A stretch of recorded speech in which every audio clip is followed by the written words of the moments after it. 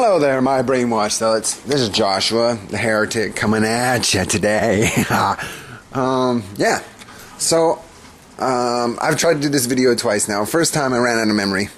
Second time, the sound was horrible. It was just horrible because I was on my bike and the wind was blowing through the mic and it just made it horrible. I couldn't hear you.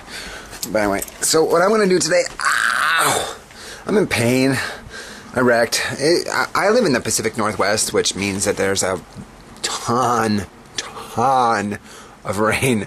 So here, I'll pan. See the rain? Lots and lots of rain. Well, anyway, it hadn't rained for a long time, and then I got this new bike, and it still wasn't raining, and I'm like, yeah, and I'm flying on the thing. Wah! Wah! Anyway, I took a corner that I normally take, my back tire slid out, and then I wrecked myself, and this is what I ended up with. This one's really bad, but I can't get it off. It's attached. It's owie. But that one's pretty gnarly. This one's deeper though, but this won't come off. Don't know how to get it off. Anyway, I digress. So, yeah. So what I wanted to do is I wanted to discuss with you today the concept of. Sorry, spit break. I wanted to discuss with you how to at least get atheists on the same page to admit that there could be a God, and that's a huge order. And it's a tough call, but I think we can do it. So, there's this thing in the Bible where the Apostle Paul is preaching to the Greeks, and he comes upon this idol to the unknown God, because the Greeks don't want to offend any god, so if they don't know of a god existing, they make an idol to it just so it doesn't get offended. And so he takes Paul goes to this idol and he freaking says, this is to the God of the Jews, and you blah blah blah, you worship him, you don't know how, but I'm going to tell you how you do it. And so he uses what they have. Well, modern day, we don't worship any idols. In fact, most atheists think that idol worship is retarded, even though they watch movies like crazy. Anyway, I digress. So, what atheists do believe in, ironically, is science.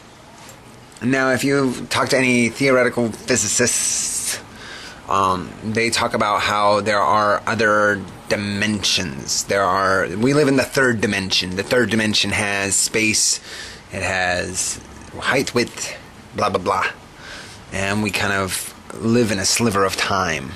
Okay, a sliver of time. But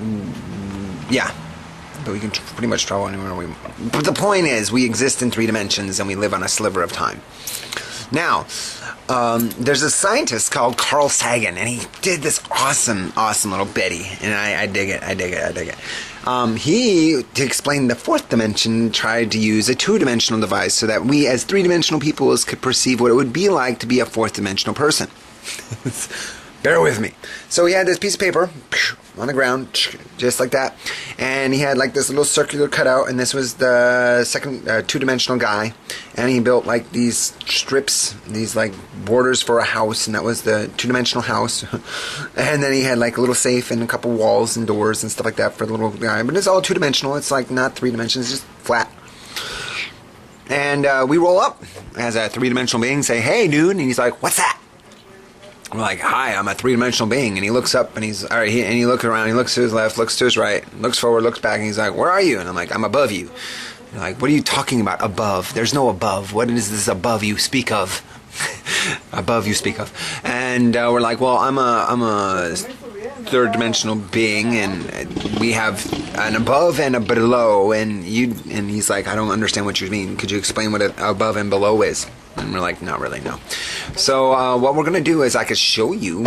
It's like, how do I know that you're really there? And I'm like, well, I can do things that you can't do because I'm a three-dimensional being. Like, I could see... Engine brake, hold on. We're going to wait for the car to turn over.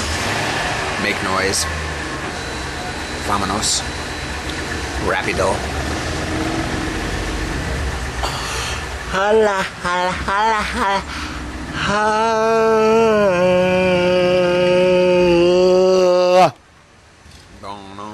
Dang, get out of here. Go away. So anyway, so you're the three-dimensional person. You're looking in the house. He's like, I can prove to you that I'm a three-dimensional being because I can see what's in your safe. He's like, how can you see what's in my safe? My safe is locked. It's closed. You can't see inside of it. And I'm like, yeah, actually I can because I'm over it. Over? What is this over you speak of? Well, I know you have $200 bills and a pearl necklace. Whatever. I don't even know. And he's like, how did you know that? Because I can see over your safe. Your safe only has walls. It doesn't have a bottom or a top. It's like, what is this top and bottom you keep speaking of? So with this in mind, you're starting to understand the concept. If I poked a hole in the two-dimensional universe, I couldn't manifest my full body in the two-dimensional universe. I could do a cross-section of myself and just see like a sliver of me. Like I could put my finger through it. I'd be like, shh. And all you see is this like little circle or oblong shape of where my finger intersects with the two-dimensional universe. But they couldn't really fathom a three-dimensional being. I could lay as flat as I could line my body up as best I could with the two-dimensional universe so that people could get the best outline of me, and I could turn and so they could see me get a whole bunch of different outlines and say this all applies to the same guy, but they still wouldn't get it. You know, they'd be like, how does that apply to the same guy? So, moving on. Now, you go up to an atheist and you say, do you believe in dimensions? And then they'll be like, yes, I believe in dimensions. Well, any atheist worth his salt will understand what a dimension is. And then I'll be like, okay, so you believe in dimensions, right? Yes. And we live in the third dimension. Yes. Okay, what if there was a fourth dimension? Okay. Now, let's say there's a fourth dimensional being. Okay. Now, let's say this fourth dimensional being, since time happens simultaneously with him, kind of like we live in multiple planes of two dimensions simultaneously, a fourth dimensional being would live in multiple presents simultaneously. Okay?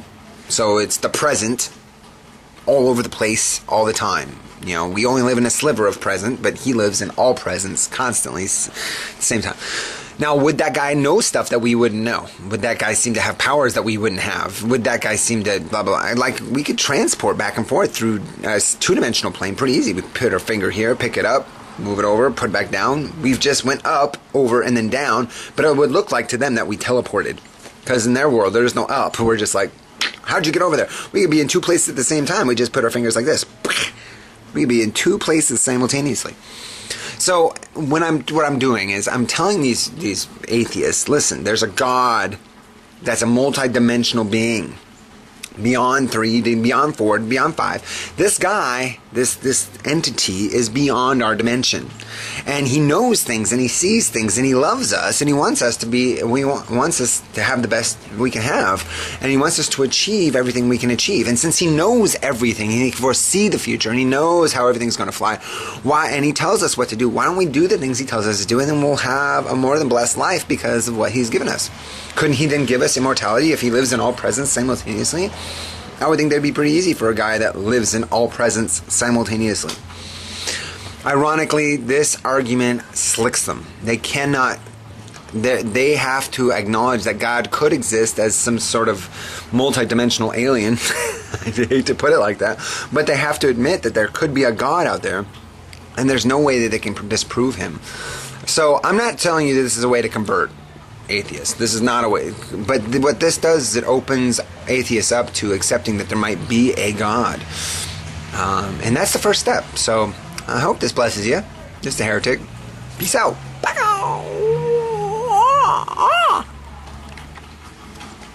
Where's the freaking off button?